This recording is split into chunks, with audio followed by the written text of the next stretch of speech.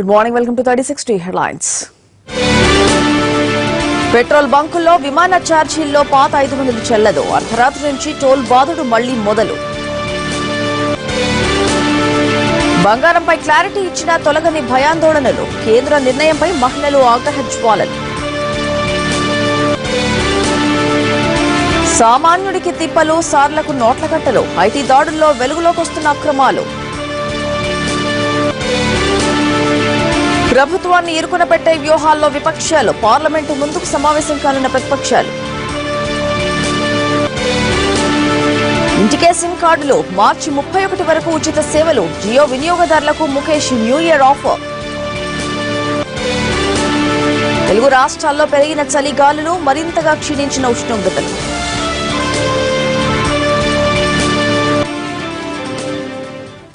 పెద్ద నోట్ల రద్దుతో 2 వారాలకు పైగా పార్లమెంటు స్తంభించిపోవడంతో ప్రధాని మోడీ ఇవాళ రంగంలోకి దిగే అవకాశాలు ఎక్కువగా కనిపిస్తున్నాయి. లోక్సభ, రాజ్యసభలో విపక్షాలు ప్రధాని చర్చకు పట్టుబడుతున్నాయి. నోట్ల రద్దుతో సామాన్యులు కష్టాలు పడుతున్నారని ఎలుగెత్తుతున్నారు విపక్ష నేతలు. చర్చకు తాము సిద్దంగా ఉన్నామని అధికార పక్షం చెబుతున్నా విపక్షాలు వినిపించుకోవట్లేదు. స్పీకర్, చైర్మన్ పోడియంల వద్దకు వెళ్లి నిరసనలు, ఆందోళనలు చేస్తున్నారు. అడపాదడపా పార్లమెంటుకు హాజరవుతున్న మోడీ ఇవన్నీ చూస్తూ ఇంతకాలం మౌనం వహించారు. ఇక ఇవాళ విపక్షాలకు తనదైన శైలిలో సమాధానం ఇచ్చే అవకాశాలు పుష్కలంగా కనిపిస్తున్నాయి.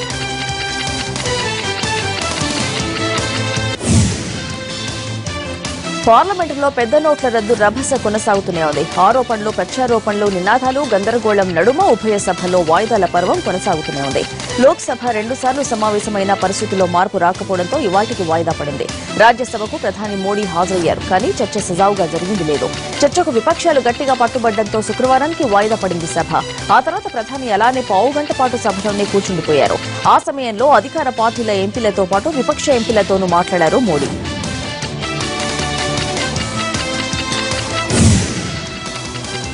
నవంబర్ 8 అర్ధరాత్రి నుంచి రద్దు చేసిన 500 రూపాయల నోటుకు కొన్ని వెసులుబాట్లు కల్పించడంతో ఇంతకాలం చెలామణి అయింది. ఇవాళ అర్ధరాత్రి నుంచి 500 రూపాయల నోటు పూర్తిగా చెలామణిలో లేకుండా పోతోంది. పెద్ద నోట్ల రద్దు తర్వాత ప్రజా ఇక్కట్లను దృష్టిలో ఉంచుకుని ఈ నెల 15 వరకు petrol, diesel, CNG gas, subsidy gas సిలిండర్లు, ఫ్లైట్ టికెట్లు, స్కూలు, కాలేజీ ఫీజులు, రేషన్, మొబైల్ ప్రీపెయిడ్ రీఛార్జీ, ఆర్టీసీ టికెట్ల కొనుగోలుకు 500 రూపాయల నోట్లు ఇవ్వొచ్చని చెప్పింది కేంద్రం. కానీ ఇప్పుడు ఆ గడువును డిసెంబర్ 2 వరకు కుదించేసింది. అంటే ఇవాళ ఒక్కరోజే పరిమితులు, షరతులకు లోబడి పాత 500 నోట్లు చెలామణి అవుతాయి. రద్దయిన నోటును మార్చుకోవడానికి ఇచ్చిన అవకాశాన్ని దుర్వినియోగం చేస్తుండటంతో ఈ నిర్ణయం తీసుకుంది కేంద్ర ప్రభుత్వం. ఏపీ సీఎం చంద్రబాబు నాయుడు ఇవాళ అనంతపురం జిల్లాలో పర్యటించనున్నారు. హంద్రీనీవా సుజలా స్రవంతి పథకంలో భాగంగా జీడిపల్లి రిజర్వాయర్ కు నీటిని విడుదల చేస్తారు. జిల్లాలోని 43 మండలాల్లో 3,45,000 ఎకరాలకు ఈ పథకం ద్వారా నీరు అందనుంది. ఇప్పటికే హంద్రీనీవా 2వ దశకు సంబంధించి గొల్లపల్లి రిజర్వాయర్ కు నీటిని విడుదల చేసి ట్రయల్ రన్ నిర్వహించారు. రిజర్వాయర్ సామర్థ్యం 1.6 టీఎంసీలు కాగా ప్రస్తుతం అందులో సగం నీటి నిల్వ ఉండేలా ప్రణాళిక రూపొందించారు. నిర్దేశించిన గడువులోగా హంద్రీనీవా సుజలా స్రవంతి 2వ దశ పనులు పూర్తి చేసి కుప్పంకు నీటిని తీసుకెళ్లాలని ప్రభుత్వం లక్ష్యంగా పెట్టుకుంది. సీఎం పర్యటనకు అన్ని ఏర్పాట్లు పూర్తి చేశారు. ఇవాళ జరగనున్న ప్రివిలేజ్ కమిటీ ఎదుట వైసీపీ సభ్యులు హాజరవుతారా లేదా అనేది ప్రశ్నార్థకంగా మారింది. ప్రత్యేక ప్యాకేజీ ప్రకటన తర్వాత జరిగిన అసెంబ్లీ వర్షాకాల సమావేశాల్లో ప్రత్యేక హోదా చర్చ కోసం పట్టుబడుతూ వైసీపీ ఎమ్మెల్యేలు కదం తొక్కారు. దీంతో 12 మంది ఎమ్మెల్యేలకు సభా హక్కుల ఉల్లంఘన కింద నోటీసులు ఇచ్చింది ప్రభుత్వం. ఈ నోటీసులపై చర్చించిన ప్రివిలేజ్ కమిటీ మొత్తం 12 మంది ఎమ్మెల్యేలని అక్టోబర్ 25, 26 తేదీల్లో హాజరు కావాలని ఆదేశించింది. అయితే 9 మంది ఎమ్మెల్యేలు మాత్రమే హాజరై వివరణ ఇచ్చారు. మిగతా 3 ఎమ్మెల్యేలు కొడాలి నాని, పిన్నెల్లి రామకృష్ణారెడ్డి, చెవిరెడ్డి భాస్కర్ రెడ్డిలు అందుబాటులో లేకపోవడంతో ఇవాళ మరోసారి హాజరు కావాలని కమిటీ ఆదేశించింది. అయితే ప్రివిలేజ్ కమిటీ ముందు వైసీపీ ఎమ్మెల్యేలు క్షమాపణ చెబుతారా లేదా అనేది ఆసక్తిగా మారింది.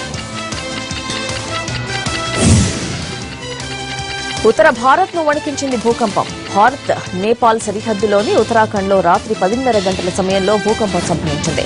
రిక్టర్ స్కేలుపై 5.2 తీవ్రత నమోదైంది. భూకంప కేంద్రం ఇండో నేపాల్ సరిహద్దులో ఉందని, ఉత్తర భారత్లో పలు చోట్ల ప్రకంపనలు చోటు చేసుకున్నాయని అధికారులు తెలిపారు. ఈ ఘటనలో ఆస్తి నష్టం వివరాలు ఇంకా అందాల్సి ఉంది. బంగాళాఖాతంలో కొనసాగుతున్న నడా తుఫాను క్రమేపీ బలహీనపడింది. ఈ తుఫాను తమిళనాడు తీరం వైపు దూసుకొస్తోంది. ఇవాళ కడలూరు వద్ద తీరం దాటే అవకాశం ఉన్నట్టు వాతావరణ శాఖ అంచనా వేస్తోంది. దీని ప్రభావంతో ఇప్పటికీ పుదుచ్చేరి, తమిళనాడు తీర ప్రాంతాలతో పాటు దక్షిణ ఏపీలో పలు చోట్ల విస్తారంగా వర్షాలు పడుతున్నాయి. బలంగా ఈదురుగాలులు వీస్తున్నాయి.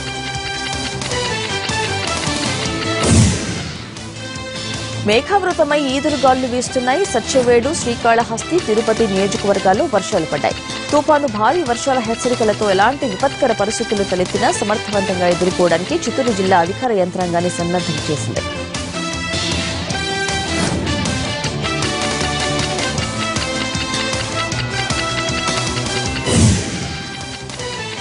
చెన్నైకు ఆగ్నేయంగా కొనసాగుతున్న నడ తుఫాను ప్రభావం నెల్లూరు జిల్లాపై పడింది. నిన్నటి నుంచి నెల్లూరులో చెదురుముదురుగా వర్షాలు పడుతున్నాయి.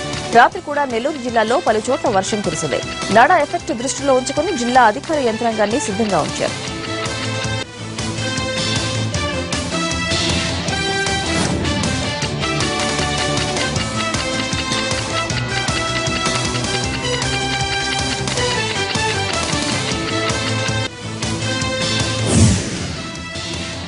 సామాన్యులు 2000 కోసం ఏటీఎంల వద్ద గంటల తరబడి నిలబడుతుంటే అక్రమార్కులకు మాత్రం కొత్త 2000 నోట్లు లక్షలకు లక్షలు దక్కుతున్నాయి. రాత్రి నారాయణగూడలో తనిఖీలు నిర్వహించిన పోలీసులు ఏకంగా 95 లక్షల నగదును సీజ్ చేశారు. కారులో తరలిస్తుండగా రికవరీ చేసిన ఈ మొత్తం సొమ్ము అంతా కొత్త 2000 రూపాయల నోట్లే. నగదుతో పాటు కారును కూడా సీజ్ చేసిన పోలీసులు అందులో ఉన్న 5గురిని అదుపులోకి తీసుకున్నారు.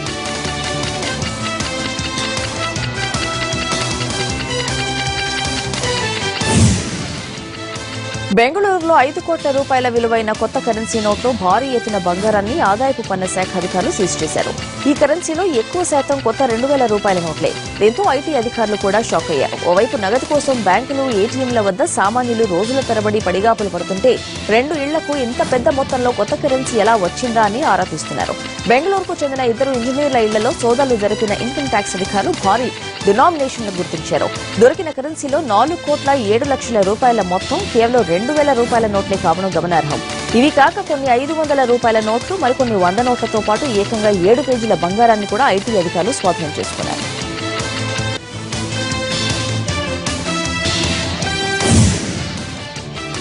ఆపరేషన్ సక్సెస్, పేషెంట్ డెడ్ అన్నట్టుంది రిజర్వ్ బ్యాంకు పరిస్థితి. డబ్బులు దండిగా ఉన్నాయి, డోంట్ వరీ అని ప్రకటనలైతే వస్తున్నాయి. అదనపు షిఫ్టుల్లో పనిచేసి మరీ కరెన్సీని ముద్రించి పంపుతున్నారట. అయినా సరే బ్యాంకుల్లో మాత్రం డబ్బులు లేవు. ప్రభుత్వ, ప్రైవేటు అన్న తేడా లేదు. ఎక్కడికి వెళ్లినా నో క్యాష్ బోర్డులే కనిపిస్తున్నాయి. ఏటీఎంలలో 90% మూతపడ్డాయి. తెరుచుకున్నా అందులో క్యాష్ ఉండట్లేదు. 1-2 వస్తే అక్కడ కిలోమీటర్ల మేర క్యూ ఉంటుంది. దీంతో జీతం విత్డ్రా చేసేది ఎలాగా అని మదన పడుతున్నారు సామాన్యులు.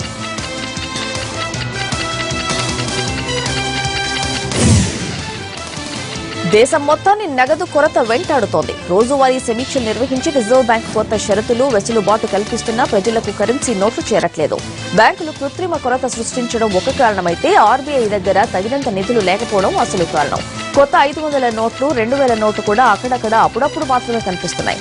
కరెన్సీని ముద్రించడానికి దేశంలో మొత్తం 4 ప్రింటింగ్ ప్రెస్లు ఉన్నాయి. మైసూరు, సల్ఫోనిలో ఉన్న ప్రెస్సులు ఆర్బీఐ పరిధిలో ఉన్నాయి. నాసిక్, దేవాస్లో ఉన్న 2 ప్రింటింగ్ ప్రెస్సులు కేంద్ర ప్రభుత్వ ఆధ్వర్యంలో పనిచేస్తున్నాయి. ఈ 4 ప్రెస్సుల్లోనూ 2 షిఫ్టుల్లో కరెన్సీని ముద్రిస్తున్నా కొరత తీరకపోవడంతో 3 షిఫ్టుల్లో పనిచేయాలని ఉత్తర్వులు ఇచ్చింది ఆర్బీఐ.